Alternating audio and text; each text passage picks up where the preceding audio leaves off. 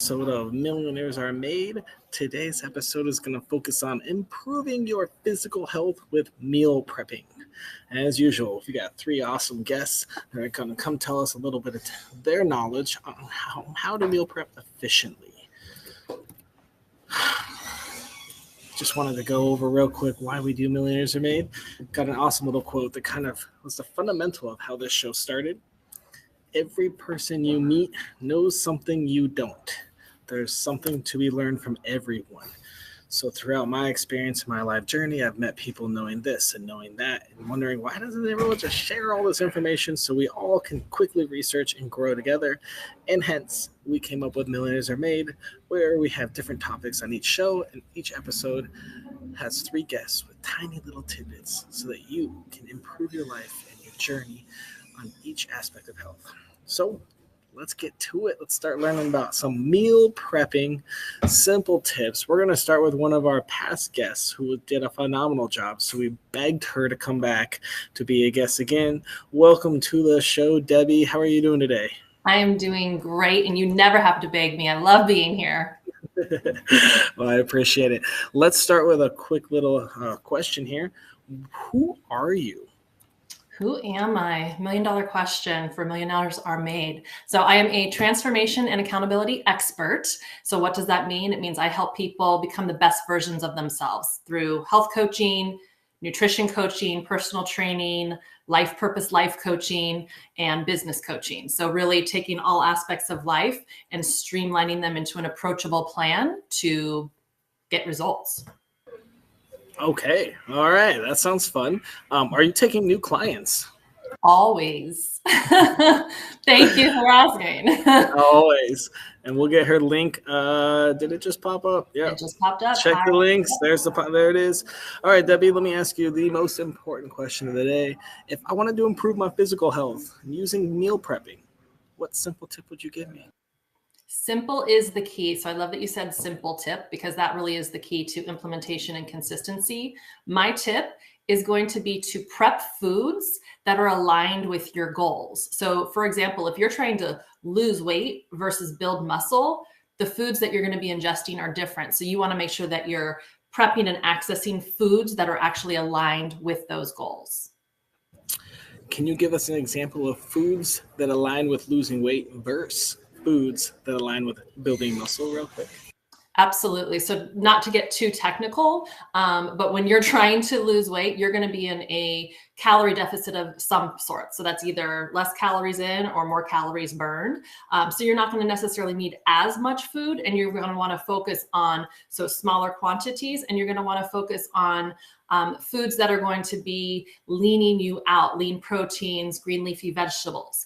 Conversely, if you're trying to build protein, you're going to want to be focusing on those macros, percent of fat down, percent of protein up, and the rest will be carbs. The rest will be carbs. Awesome. Well, where on your life journey did you learn about this? Why do you know I learned about it the hard way, of course. So as a coach, I've also been a client. I am still a client of life and of health.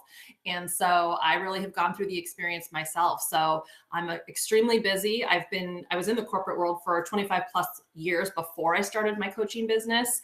And I've always been busy. And so I always had health and wellness as a part of my personal values. And so tried to food prep along the years, but I didn't really know necessarily what I was doing. And so it became very costly. It became time consuming, and it didn't get me the results that I wanted. And so once I became a coach and really learned how to simplify what my goals were and how to achieve them, food prepping and grocery shopping takes me less than 30 minutes every week now. So I've really streamlined that process, and that's something that I share with clients. That's super impressive. So if you're having trouble food prepping, Debbie is someone you need to talk to. 30 minutes for shopping and prepping? Mm-hmm. Man, we need to know your secrets. You have to be on every episode from now on. Deal. Any last tips? Any more knowledge? You got about a minute and a half. Okay, perfect. So once you know what foods are aligned with your goals, then depending on where you're starting at, beginner, intermediate, advanced, you can start to layer on. So when you're a beginner, really focus on your proteins and your fruits and vegetables. That's going to be the leanest sources. That's going to get you towards your goals, whether you're really going for muscle or weight loss. Then once you get a process in place that works and you're consistent with it, you can start to play a little. So you can try new recipes. I always tell my clients, try to stick with tried and true recipes about 60-70% of the time, and then infuse some new recipes in about 30-40% of the time. So you're getting some new flavors and textures, but if those don't work out, because they don't always the first time around, you still know you have some favorites to look forward to. And then if you're advanced, that would be someone like myself or someone that's been doing this and they've got food prep down. Start to play with new ingredients. Start to research. I just found out about arrowroot. I didn't know what it was. And so now that's next on my list to purchase and start to play with to see what kind of a difference that makes instead of using something like a cornstarch, or that might not be as aligned with my goals. So start simple, lean proteins, green vegetables, leafy greens, then layer in new recipes, incorporate those, and then you go more advanced with new foreign ingredients that you can really get your maximum bang with your buck. Very cool. Thank you so much. That's awesome tips. I love that, Debbie. Thank you. Hopefully we can get some more meal preppers out there. We're going to move on to our next guest here. Samir, how are you doing, my man? I'm doing well, man. How are you? I am awesome. At an airport in St. Thomas in a tiny gate, filming this show. Sounds like fun. Let me ask you a question, Samir. Who are you? So I'm Samir Dasani. I'm a health coach, nutrition coach, and a PhD student here in South Africa. Originally from the US, been living in South Africa for many years now. And I help people live their best lives, become healthy. I specialize especially in people who feel like they've been jerked around by the healthcare system and feel like they're about to give up hope. I give them hope and get them a new life. So you said people that have been jerked around by the healthcare system. We'll talk about that more in a second. But first, I want to hear your answer to this next question. If I wanted to improve my physical health using meal prepping, what tiny piece of information would you give me? What I'd say is, a lot of people I find, so I work especially, a lot of my clients are people who used to be sort of more plant-based and vegetarian and are introducing meat. And one of the tricks we use is when you buy that meat, if you're buying it buying enough meat for the week, whatever it may be, make sure you salt it as soon as you get it. So take it out if it's in plastic or whatever, take it out, salt it, and then put it away. Ideally, you would have butcher paper, but if you don't, that's okay. Just put it back in plastic or whatever. It's going to stay fresher. It's going to be tastier. And I guarantee you, if you take that, if you have 2 steaks from the same packet, cook one just like that and put salt afterwards, another one, put salt on it and cook it the next day, you're going to taste a massive difference. So this is how we make meat, which is, in my mind, proper human food. Everything else is sort of optional. Make it really as tasty as possible. So a big problem is salt your meat so it lasts longer and tastes better. So then your meal prep for like a week. By the end of the week, it still is tasting good and fresh. 100%. In fact, it's going to be much tastier. Very interesting. I like it. We got a great question actually from Sonia. Why are your patients transitioning away from plant-based diets? So plants are. So I don't want to overstate this case, but many of my clients have been sort of vegan. So if you eat plants as part of a balanced diet, I think it can be fine for most people. And humans have always eaten some plants. But if you're eating most of your calories in plants, and let's be honest, in a standard diet, that's what it looks like, you can run into all kinds of imbalances. So we see hormone imbalances, we see mineral imbalances, we see vitamin imbalances. So I see zinc deficiencies almost every day with my clients. I see many other problems, people suffering from brain fog. They don't even describe it as brain fog, but after working with me for a couple of weeks, they're like, oh, I've been walking around in brain fog for years. I also see digestive issues, Crohn's, IBS, irritable bowel syndrome, ulcerative colitis. We put these people on a no plant diet, and suddenly they're like, oh, wow, I'm pooping again. I'm pooping properly for the first time in, maybe decades in some cases. So there are many different reasons. I came to this, I know that's going to be one of your questions because I heard your discussion earlier. So can I talk about how I came to this work? Let me ask the question and then you can do it. What on your life journey led you and taught you this piece of advice? So in 2017, so I already had a long career working with NGOs, big NGOs, Oxfam and ActionAid, and some of these other ones you may have heard of, Amnesty International and so on. And I was between jobs. I got laid off, and a friend of mine said, why don't you join the PhD program here in South Africa? So I joined the PhD program, but that time I was suffering from a number of problems. I had prediabetes. My best friend, who's since passed, he had a very bad cancer diagnosis. So I went to the medical library instead of to the library I was meant to go to. And I read paper after paper, and I got so angry within about 2 or 3 hours, because everything I'd been taught about food and nutrition, things like eat your fruits and vegetables and so on, I mean, I found out it was complete nonsense. And I fixed my own health in a matter of weeks by doing the opposite of that, by eating more meat. I was vegetarian at the time. I quickly understood that meat is proper human food. I quickly lowered my carb content to near zero. And I healed all of my issues within a matter of weeks. And then I got sort of pissed off because everywhere I looked around, people needed to do what I had done. But I didn't have the qualifications and so on. So I took separate courses, nutrition and health coaches to get those health coaching courses to get those qualifications. And now that's what I do. I work with, some of my clients were, for example, suffering from very serious mental health issues, were considering suicide, and we get them on the proper human diet. And suddenly, one of my clients was considering suicide, and then he moved to Hawaii, started a new life. His marriage ended. His marriage was ending before he met me. But he was able to get through that divorce, started a new life in Hawaii, lost about 40 pounds or 50 pounds. I mean, he was just doing great. And when he met me, he was seriously considering going to a state that allowed for assisted suicide. Those are the kind of stories that I really love to see. Yeah, that's a powerful story. But I definitely support moving to an island for your mental health. That's a different episode. But yeah, it's funny. He just texted me like 5 minutes ago saying I moved back to my hometown and I put some of the weight back on, and can we work together again? So yeah, it's always a process. It is. Well, thank you so much, Samir. We are going to move on to our next guest here. We've got Michelle. Michelle, how are you doing today? I'm doing great. Michelle, who are you? So I am a mom of 4. I'm a military wife, and I also have my doctorate in physical therapy. And a few years ago, I started my own business doing online personal training, health coaching, and I teach yoga.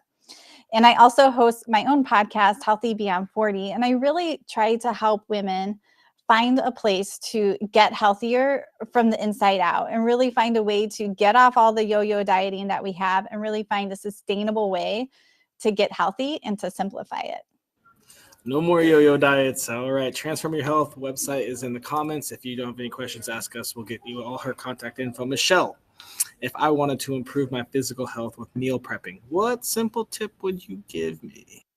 Yeah, I think one, we have to keep it simple. And one of the easy things to do is when you make a meal for dinner is to just make more so you can have that for your lunch the next day. And really expanding on that idea, anything you can sort of double up or do more of at that same time, it's going to save you time. So it's the same idea even with dinner.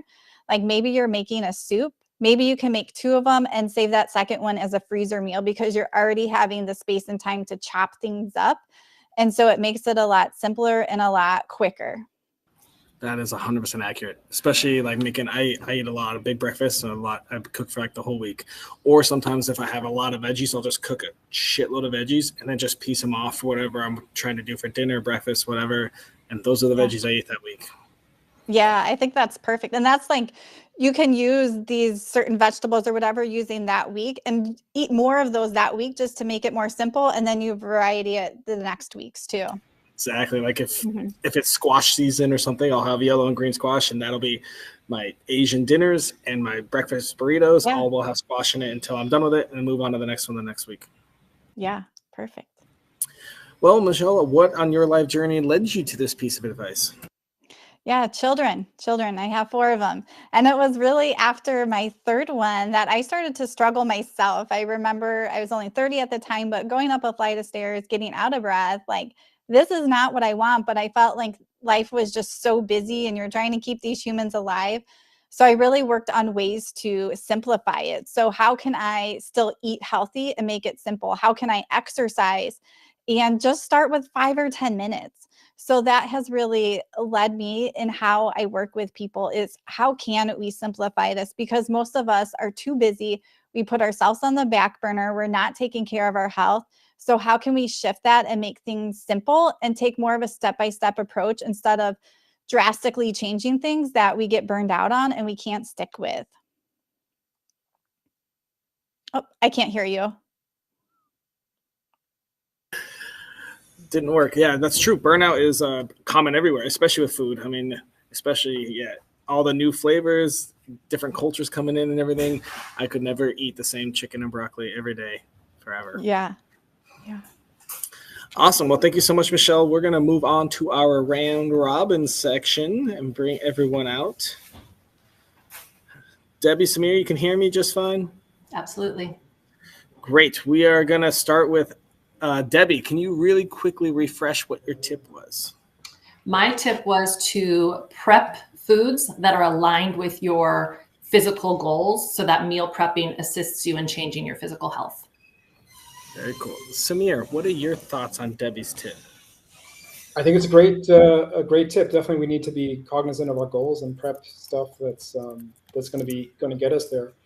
I think in addition to that, what I would say is food journaling can be a really important thing because sometimes we assume. So if we've been told, you mentioned chicken and broccoli just now when you were talking with Michelle, we assume that a diet of mostly chicken and broccoli is a healthy one, but is it? And is it healthy for you? There's a lot of individuality here. And so what I'd like to encourage people to do is just keep a little food diary. It doesn't have to be anything fancy. You could do it on your phone. Take a picture of the food and find an app or something, or just take notes. I ate this and this is how I felt afterwards. After a couple of days, you begin to see patterns and you may be able to sense food sensitivities or allergies that weren't there before. So I think Debbie's tip is a great tip. And if we add a bit of food journaling, it can be a tip that evolves. Like what suited me last week may not be what's going to suit me next week. Make sense? On that note, Samir, so I know there's a lot. I have not done this, but I think I'm going to soon. Taking like blood samples or DNA samples, they can actually tell you what foods you should have more and less. Do any of you have any? We'll start with Samir. Do you have any tips on that or any advice on that? Are we allowed to swear on this podcast? Fuck yeah.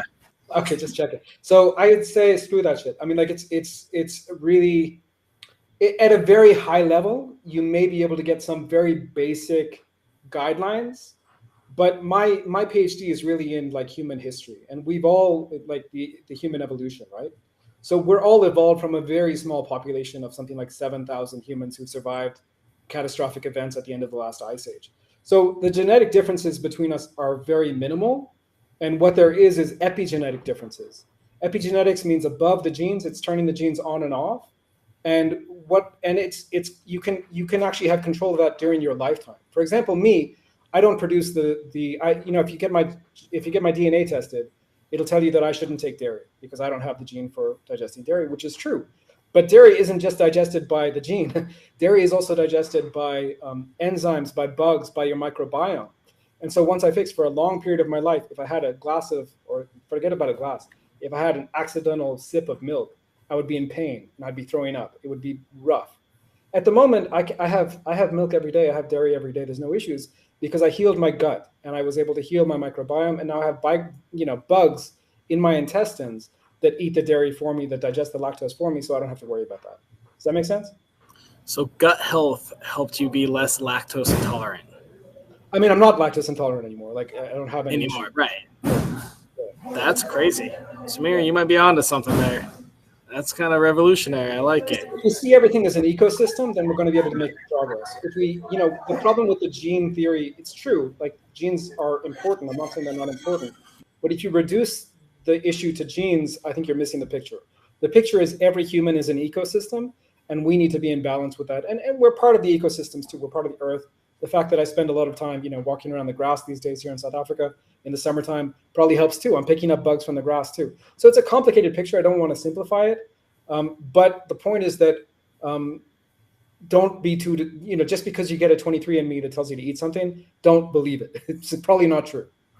Interesting insight. Okay. And to Michelle, Debbie, go ahead. to your body. Just listen to your body. You will know what agrees with you and what doesn't and how you feel. Case in point, I couldn't eat onions or garlic for years. I would get splitting headaches when I ate them. When I actually detoxed and cleaned out my body through nutrition, I can eat onions and garlic, no problem. All right, 2 awesome examples. All right, Michelle, let's hear Yeah. something cool from you. I don't think I have anything that cool, but I agree with listening to your body. Even like with food sensitivity tests, they're not 100% accurate. What matters is how your body's reacting and what you notice. And just like Samir said, like gut health rules, there's really so much research out there. And our gut health affects so many different other systems in our body that is super important in the way we function. It affects the way our brain works. I mean, mood and stress, those things affect our gut health too. So we really have to look at our health holistically, not just the food that we're putting into our body, but what's going on in our mind and our stress levels that can be affecting our health too. Very cool. All right. We kind of went on a tangent. I like it. I don't know where we're at. Michelle, can you quickly remind us of your tip? Yeah, my tip was to sort of double up. So double up so you have leftovers, double up any meals to make it easy. Debbie, thoughts on that? 100% agree with that. And I'm a big advocate for batch preparing because, again, it does set you up for success. If you're already making something, you're already in the kitchen, you spent the money, it's way more efficient in terms of time and waste and money to just double up, freeze it, or pop it in the fridge for lunches and other meals throughout the week. Totally agree. Very cool. Samir, what are your thoughts on that for food prepping? Yeah, it's good. I mean, so there are like schools of thought which say like if you eat the same thing. So I think we can divide my clients at least into like 2 categories. There are people who are totally cool with eating the same thing every day, and then there are people who want variety. And maybe it's a spectrum. Maybe some people are sort of neither here nor there. So the people who I think really rock food prepping are the people who do what Michelle is saying, but take it to the extreme, in the sense that, okay, it's Sunday and I'm going to prep the exact same lunch for work every day, right? So whatever it is, I mean, I don't know, cooked spinach and eggs and chicken. I don't know what it is. But they have that same meal every day for lunch, and they are the ones. At the end of the day, they're the ones who really rock it. Like they're the ones who really they lose the weight and so on because they can do that prep beforehand. But that's not everyone, and I think we have to be real that to say that okay, that's not really doesn't work for everyone, that method. Some people want some more variety. So I think that's I think doing it for 2 meals, like Michelle's suggesting, maybe that's a good balance where you can at least do lunch and dinner the same similar kind of foods, or your leftovers from lunch can be your dinner or whatever. I think that's pretty cool. And there's also a school of thought which says if you're eating the same foods for lunch and dinner or for breakfast, lunch and dinner, your body sort of handles it better because it's used to it. And there is some evidence to back that up as well. So I think there's a lot of good ideas in that tip, a lot of science behind that tip too. Very cool. Well done, Michelle. Samir, did we go over your tip yet? No, but I'm really specific, man. I don't know if you want to dissect mine. Let's hear it, and let's hear what Debbie and Michelle have to say about it. Salt the meat and put it in the fridge. This is more like a chef's tip than a health coach's tip, but okay. Yeah, I thought his tip was interesting. I don't do that. I am not a chef, but I mean, just we know that salt preserves things. So I think that's a great tip. And to actually make it taste better is huge too. So I love that tip. Debbie, thoughts? Absolutely. I mean, I think from a flavor profile perspective, salting or flavoring or seasoning is definitely a great tip. I think from a physical health perspective, you just have to be aware of, does your body react to sodiums and other types of seasonings well, and take into account any, doctor's orders, things like that. Depending, again, with the topic being physical health and meal prepping, just taking into account that will agree with your physical health journey based on whatever else you've got going on. Again, going back to your goals and why you're on this physical health journey, but from a flavor perspective, absolutely. Yeah, I mean, like Debbie said, obviously watch your sodium intake depending on your personal self. But I mean, Samir, I think that's a great tip because a lot of the downfall of meal prepping is people are like, I don't want to eat the same stuff. The meat tastes bad by the Thursday or Friday. So that's a pretty cool little tip to just add a little preservation and freshness so that your Friday meal is just as good as your Monday meal. And yeah, I want to emphasize that it's not just preservation and freshness. Like salt actually takes a long time to actually get into all the places where it's meant to be. So, listen, I don't know how deep into evolution you want to get, which is my background. But traditional humans would have been eating, and even in some cultures now, they make sausages out of blood, right? Most of the electrolytes in the animals we would have been eating are in the blood, which we don't eat generally, right? So you do need to replace that. Yes, there may be some very rare conditions where it's not going to suit the individual, but most people, including people with high blood pressure, can actually benefit from reducing carbs and increasing the sodium intake of sodium chloride. So which are two of the three main electrolytes that are really crucial for making sure that every cell in the body functions properly. So potassium being the third. So sodium chloride, which is salt, potassium, which is Epsom salt, if you want to call it that, or it's also the key ingredient in baking powder. Those are the three electrolytes that are going to keep us healthy. Super important to have them in balance. We don't want too much of them. We don't want too little of them. So after you've done this for a little while, you salt your food to taste. And you will really find, the first time I had a client who was on a no salt diet and hated their food because it tasted awful. And we took away the carbs. They had blood pressure of like 200 over 120, very bad blood pressure, very high blood pressure. And we took away the carbs and we added in salt, and suddenly this person's blood pressure normalized 110 over 70, which is ideal. And what happens is, I don't know how technical you want to get, but when we're eating carbs, the body tends to conserve water, and with the conservation of water, we're conserving electrolytes as well, because electrolytes are super important. The balance of electrolytes is super important, and it's conserved in the kidneys. So when we get into a low carb fat or a fasted state, when we don't eat for 48 hours, the body has a chance to release that water, and with that water is released electrolytes. And that's what's going to, improve the blood pressure markers. But we also need to make sure that we're getting enough electrolytes from the diet so that we don't have any kind of issues. And the issues can be very serious, up to death. So we want to make sure when we're putting people on low carb diets that we actually are supplementing with a little bit with at least those three electrolytes: potassium, sodium, and chloride. Wow. Well, that's very informative. Samir, thank you so much. Definitely new news to me. Yeah. Well, guys, we're coming up to our last little portion of the show. One of my favorite parts. We need to come up with our daily challenge. It must take less than 5 minutes, cost $0, and be available to be done by anyone in the world, from Kathmandu to Fiji. Do you guys have any ideas or suggestions? I'd say pick one of the tips that was shared here today and implement it for 30 days, then report back. What differences did you notice? Listen to your body. What flavors did you notice? Did you save time? Did you reach goals that you maybe weren't reaching before? Michelle, what were you saying?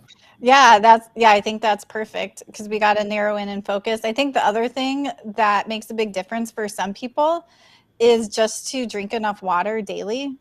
So many people don't drink enough water, and then we see that improvement in their gut health, their energy, and we all have access to water, and just making sure that we are drinking enough. Samir, any ideas for a simple meal prep tip for a challenge? Yeah, not so much on the meal prep side, but on the like meal execution side. So that food journaling thing is a very powerful tool, and it's going to help with not your current meal prep, but next week's meal prep. What suited you? What didn't suit you? Are you meeting your goals? Looking back at that food journal for the last week and say, okay, if my goal was improved mental health and I felt really tired after I had the cupcake or whatever it is, well, maybe the cupcake isn't the meal prep that I'll need, right? Or whatever it is. I'm picking an obvious example. It could be something else. So I think just, a lot of us have really good intentions, and it's great to have good intentions. It's January, we've all made the New Year's resolutions, etc. Like, that's totally fine. But we actually need, what we actually need to resolve to do is to track our own health and to be aware. And I think a food journal can be a super helpful tool to help with that end. So Samir, for the food journal, essentially, you eat something and then you wait half an hour and then you journal how it made you feel? The different ways to do it. And if that's the way someone likes to do it, that's totally fine. What I would generally do is take photos of my food, and then 5 minutes at the end of the day, you look at those 3 photos. How did you feel after you ate that? How did you feel after you ate that? How did you feel after you ate that? You can't really do it the next day because you won't remember. Okay. So it has to be, 5 minutes in the evening. I think I like that idea. I think that at least let's do at least one meal. If you can do 3, that would be great. But take a picture and then take 5 minutes and just write about how you feel at the end of the day. Does that sound like what you're asking, Samir? For sure. I mean, for example, I'll give you an example just today. So I had a cup of coffee, black coffee, at a time when I usually don't have it. I do drink like coffee with cream and, you know, other stuff, butter and stuff in the morning. But I had a black coffee in the middle of the day today, and it didn't agree with me. I had some indigestion.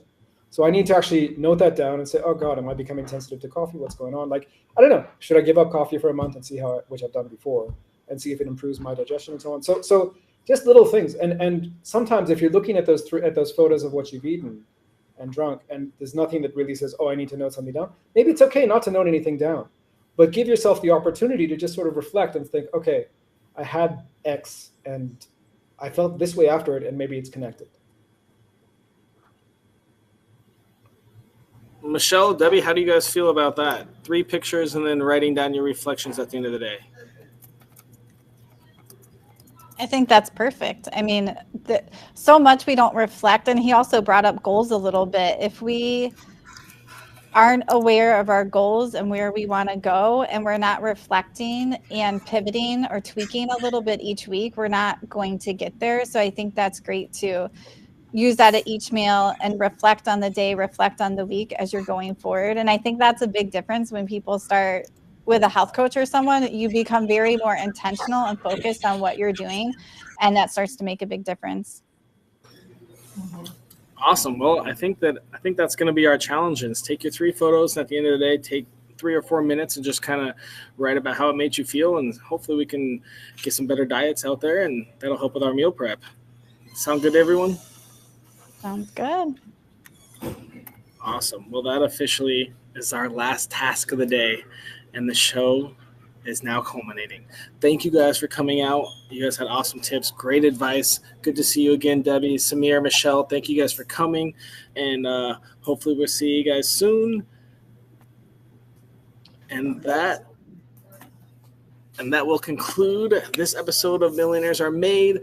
Hopefully you got some awesome tips, some awesome information on meal prepping and improving your physical health. And we'll see you again